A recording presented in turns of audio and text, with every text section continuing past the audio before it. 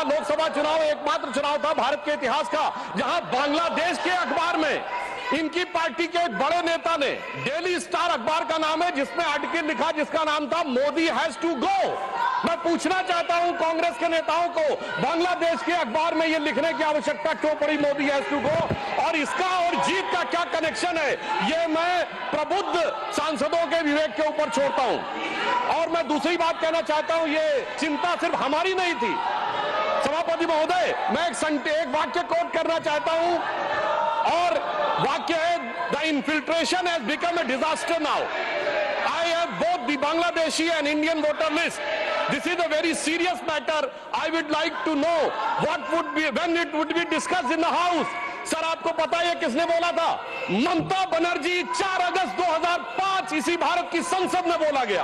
अब बताइए, तब ये कहते थे और आज ये कर रहे हैं। इसे कहते हैं कि देख तेरे संसार की हालत क्या हो गई, भगवान कितना बदल गया इंसान।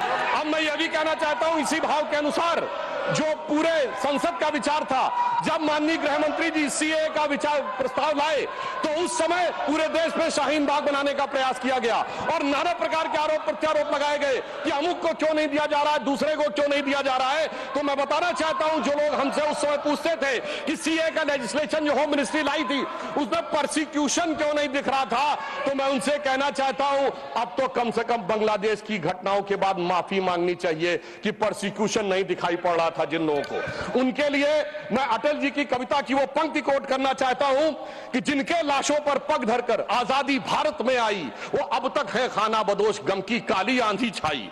हिंदू के नाते उनका दुख कहने में तुम्हें लाज है आती, तो सीमा के उस पार चलो सभ्यता जहां कुचली जाती। मगर अफसोस की बात यह है सभापति जी, जब ये सीमा के पार जाते हैं तो क्राइम अगेंस्ट ह्यूमैनिटी शब्द गाजा के लिए लिखते हैं अपने ट्वीट में, बांग्लादेश के लिए नहीं लिखते हैं। उससे भी साफ समझ में आ जाता है कि सीमा के पार इनकी दृष्टि कहां और किस रूप में आती है। हां, रही बात इसको जो इनके दिल में दर्द है कि एजेंसीज के कारण बहुत से नेता जेल में जा रहे हैं, तो मैं याद दिलाना चाहता हूं सभापति महोदय, जो हमारी सरकार पर आरोप लगाते हैं, तो जब सोनिया जी और राहुल जी पे केस दर्ज हुआ था, अक्टूबर 2013 था, दिल्ली हाईकोर्ट के द्वारा हमारी सरकार नहीं थी। कनिमोझी ए राजा जी जेल गए थे 2011 में, हमारी सरकार नहीं थी। सुरेश कालमाड़ी जेल गए 2010 में, हमारी सरकार नहीं थी। शिबू सोरेन जेल गए 2006 में, हमारी सरकार नहीं थी। मधु कौड़ा जेल गए 2008 में, हमारी सरकार नहीं थी। मुलायम सिंह मायावती जी पे केस हुए 2004 में, हमारी सरकार नहीं थी। करुणानिधि जी जेल गए 2000 में, लालू यादव जी जेल गए 1997 में, झारखंड मुक्त मोर्चा रिश्वत काट 1994 में, और सर राजीव गांधी जी पे आरोप 87 में और एफआईआर 1990 में।